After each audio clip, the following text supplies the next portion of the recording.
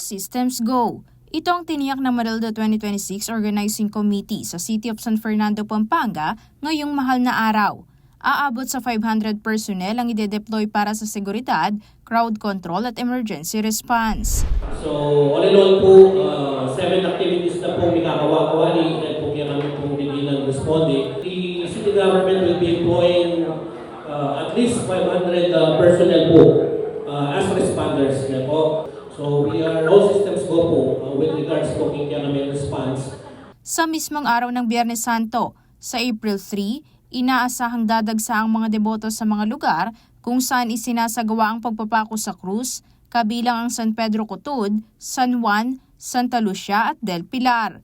Ngayong taon muling gaganap bilang Cristo ang mga Marildo icon ng syudad na sina Ruben Enaje ng San Pedro Cutud, Wilfredo Salvador mula San Juan at Fernando Mamango ng Santa Lucia na pawang matagal nang isinasabuhay ang kanilang panata. Samantala, sa mga barangay ng Kalulot, Juliana, Santa Teresita at San Jose, isinasagawa naman ang tira bakal, isa ring anyo ng penitensya ngayong Kwaresma. May nakahanda ring traffic rerouting plan kabilang ang paggamit ng Megadike bilang alternatibong ruta. Kaya katamo pong Megadike, magamit na naman po Pasibayo as an alternative route po para kaya katamong pupunta. Dahil usual po kasi gagamitan tayo kaya katamong barangay road, especially hindi po papunta king San Pedro na po. Pero pwede tayo naman po gamitan ng Megadike as an access.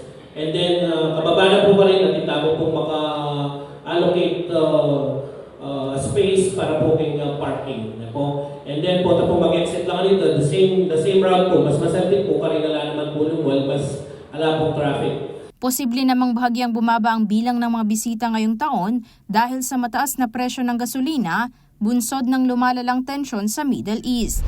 In general po, we are expecting na given this crisis ngayon panahon rin siguro po medyo mabawas na bagyakan niya na yung bisita tamang pakasakin. Yan po, uli natin po yung kamal ng gasolina. Mahigpit ding imomonitor ang kalusugan ng mga gaganap bilang Kristo, lalo na't karamihan sa kanila ay may edad na.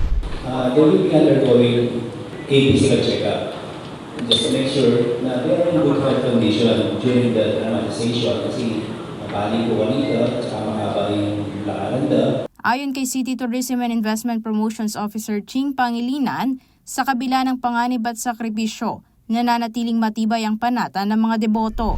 We know that as Kapampangans, we've always had the concept of pamagdarame in our community. So there are different kinds of magdarame, but the concept of having magdarame is something that's deeply rooted in our cultural heritage. And looking at the linguistic meaning, it's not really to ask for forgiveness, but to share in the passions or magdarame, dame, to share in the passion of Christ.